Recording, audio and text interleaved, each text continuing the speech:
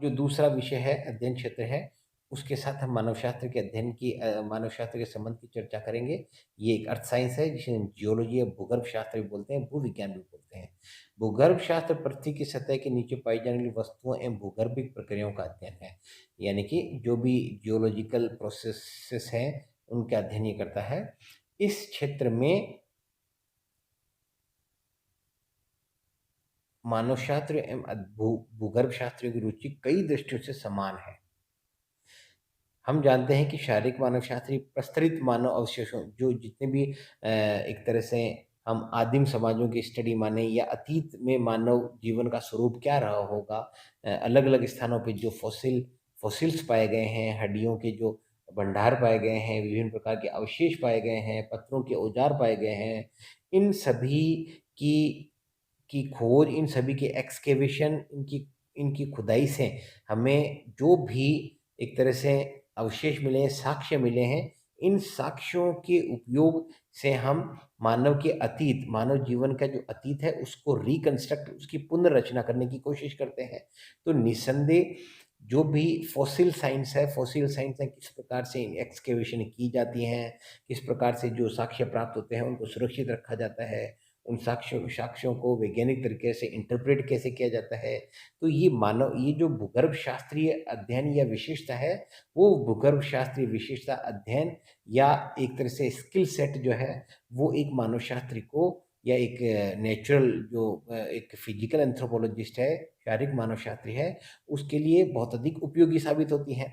के आधार पर मनुष्य के शारीरिक विकास की बिखरी हुई कड़ियाँ, जो एक तरह से डीलिंक्ड या जो स्कैटर्ड डॉट्स हैं या लिंक्स हैं, उनको जोड़ने में काम आती है। इसमें भूगर्भ शास्त्री ज्ञान है, पुरातन शास्त्र, पैलियोंटोलॉजी, जो भूगर्भ शास्त्र की ही एक शाखा है, काफ़ी सहायक होती है। पृथ्वी के गर्भ से प्राप्त अवशेषों के वैज्ञानिक विश्लेषण, उनके कालक्रम के निर्धारण और भूगर्भ शास्त्र का ज्ञान काफ़ी, ये जो कार्बन डेटिंग पद्धति होती है, मेथड होता है, जिसकी बेसिस पे हम विभिन्न जो आर्टिकल्स हैं, इतिहास में, अतीत में, धरती में दबे हुए जो साक्ष्य हमें प्राप्त होते हैं, उनकी जो एज डिटर्मिनेशन है, एज को डिटरमाइन करने की जो एक मैकेनिज्म है, वो भी मानव शास्त्री है, वो निश्चित रूप से भूगर्भ शास्त्र से उधार लेता है।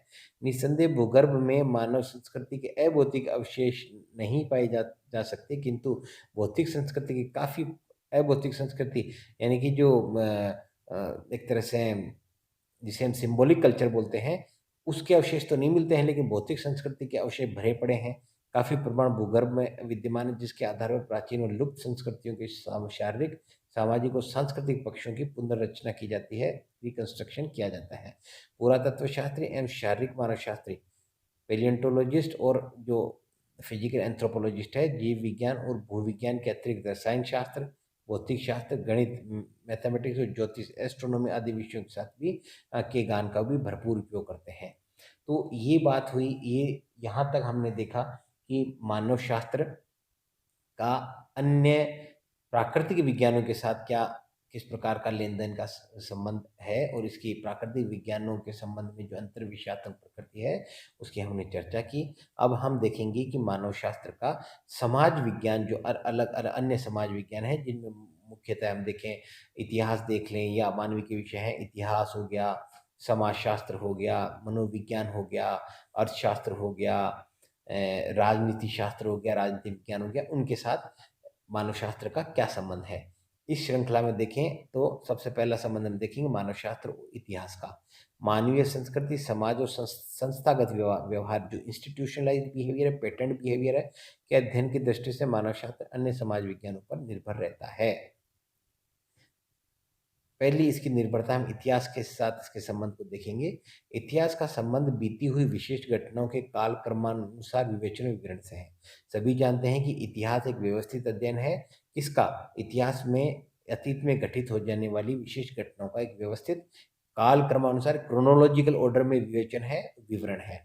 एक इतिहासकार अतीत की विशिष्ट घटनाओं के मध्य कार्यकरण संबंधों, यानी कि कॉजेशन या कॉज इफेक्ट रिलेशनशिप, क्या घटित एक्स और वाई, दो प्रकार की घटनाएं हैं, वो किस प्रकार से आपस में जुड़ी हुई थी, एक्स वाई का कारण कैसे बना और वाई एक्स का प्रभाव कैसे बना, इसके संबंध में एक तरह से सैद्धांतिकरण, सामान्यकरण करने की कोशिश एक इतिहासकार करता है। विभिन्न कालखंडों, और इतिहास को या मानव जीवन के जो ऐतिहासिक यात्रा है उसको विभिन्न कालखंडों में विभाजित करने की कोशिश करता है। विभिन्न कालखंडों में विद्यमान सामाजिक, सांस्कृतिक, आर्थिक, राजनीतिक संस्थाओं के स्वरूपों की पुनर्रचना करता है और मानव विकास और परिवर्तन के कुछ सार्वभौमिक सिद्धांतों की खोज करने की कोशिश एक इतिहासकार करता है।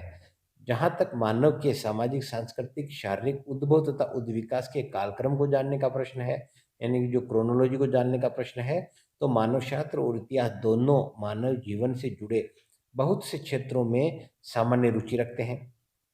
कुछ मानव शास्त्री तो यहाँ तक स्वीकार करते हैं कि मानव शास्त्र और इतिहास के सिद्धांतों और विधियों में न केवल अत्यधिक समानता है, बल्कि कई स्थल पर तो दोनों की रुचियाँ एक ही प्रतीत होती हैं और कई स्थानों पर तो हमें यह बताना मुश्किल हो जाता है कि ये ऐतिहासिक अध्ययन चल किया जा रहा है, ये एक मानव शास्त्री ये अध्ययन प्रारंभ किया गया है। प्रसिद्ध मानवशास्त्र मेरेट ने लिखा है कि मानवशास्त्र इतिहास है, नहीं तो कुछ भी नहीं है। आपके अनुसार समाज और संस्कृति एक निरंतरता है और बिना अतीत को समझे इसका विश्लेषण संभव नहीं हो सकता है। 19वीं सदी के सभी उद्विकासवादी और प्रसारवादी मानवशास्त्र ऑल इवोल्यूशनरी एंड डिफ्यूजनिस्ट जो एंथ्रोपोलॉजिस्ट थे 19th सेंचुरी के प्रसारवादी मानवशास्त्र ऐतिहासिक विवेचना यानी कि जो हिस्टोरिकल एनालिसिस है, हिस्टोरिकल जो स्टडी है को अपने अपने सिद्धांतों का आधार बनाया था। इसलिए 20वीं सदी के प्रकार्यवादी मानवशास्त्र जो फंक्शनलिस्ट एंथ्रोपोलॉजिस्ट थे, जैसे कि मेलिनोवस्की, ये देखिए मेलिनोवस्की है, ये मेलिनोवस्की नहीं बोलेंगे आप इसको, मेलिनोवस्की, रेडक्लिफ ब्राउन तथा आदि मानवशास्त्र में इतिहास के अत्यधिक प्रयोग के प्रति अत्यधिक सशंकित थे। देवर very skeptical, they were having a kind of doubt about the over utilization of historical perspective in the area of study of human beings। तो ये उनका कुछ रिजर्वेशंस उनके थे।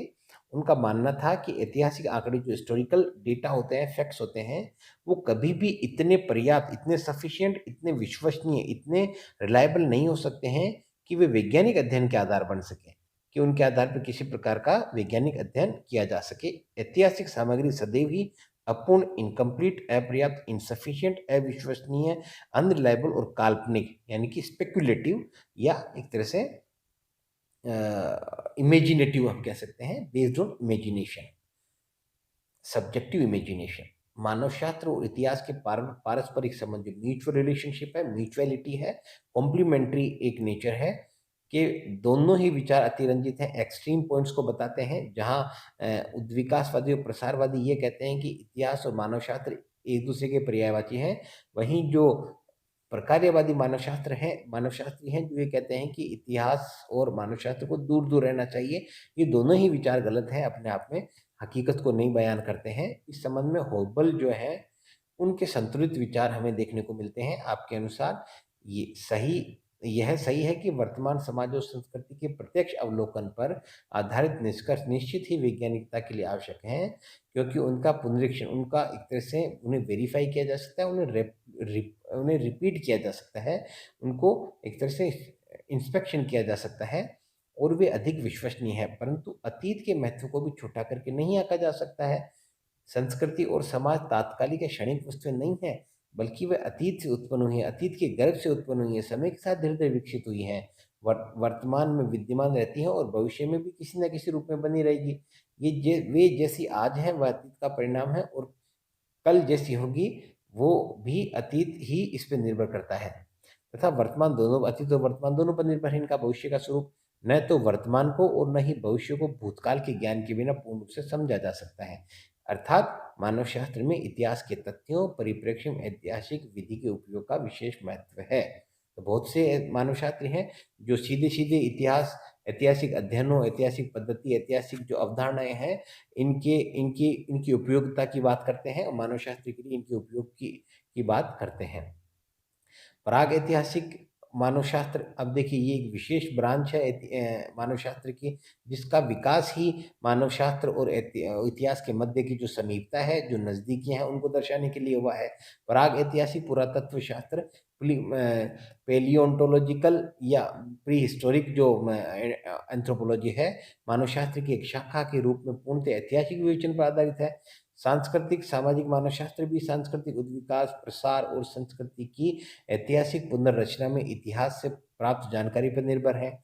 पुनः एक बार फिर से हम कह सकते हैं कि मानवशास्त्र इतिहास में आधारभूत भिन्नता भी है।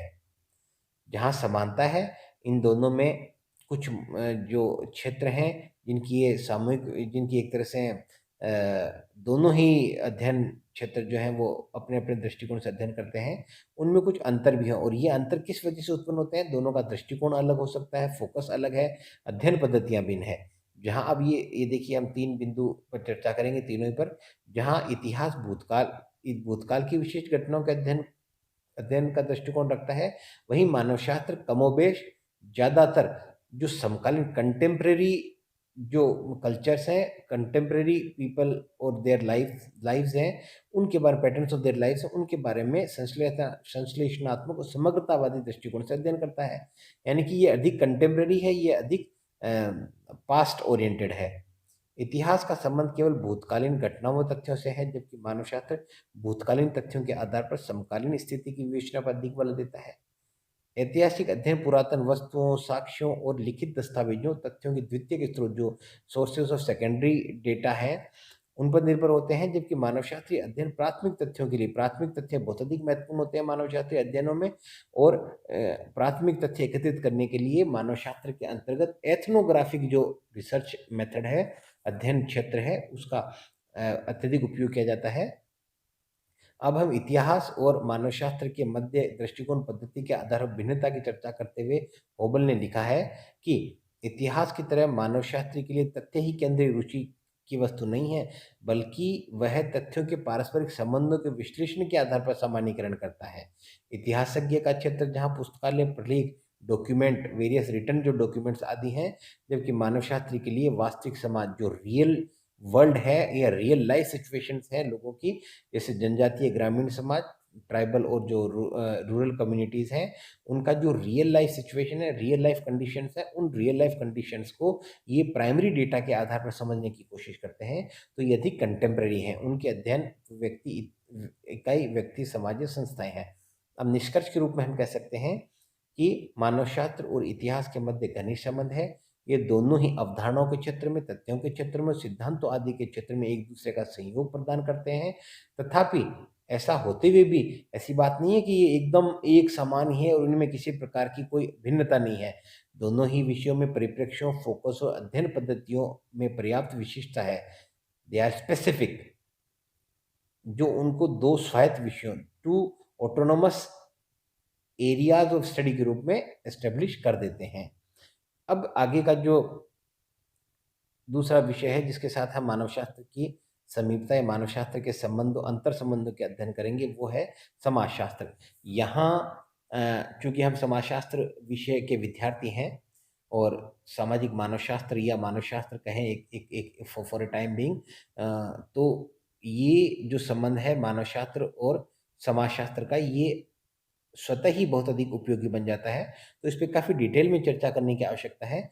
आज अब ये वीडियो काफ़ी लंबा हो गया है, तो आगे के जो मानवशास्त्र का अन्य समाज विज्ञानों के साथ जो संबंध है, जिनमें समाजशास्त्र, इतिहास, राजनीति विज्ञान आदि विषयों के साथ मानवशास्त्र के संबंधों की हम चर्चा करेंगे।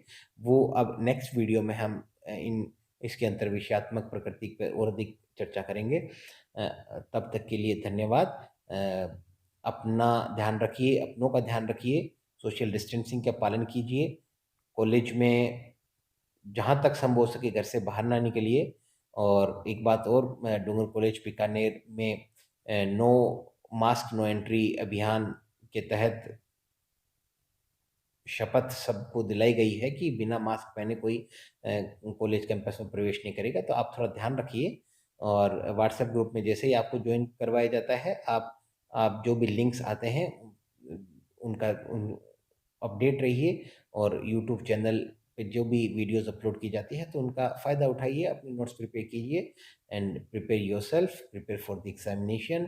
तो thank you so much, see you soon in the next video. Till then, take care, peace out. Thank you so much.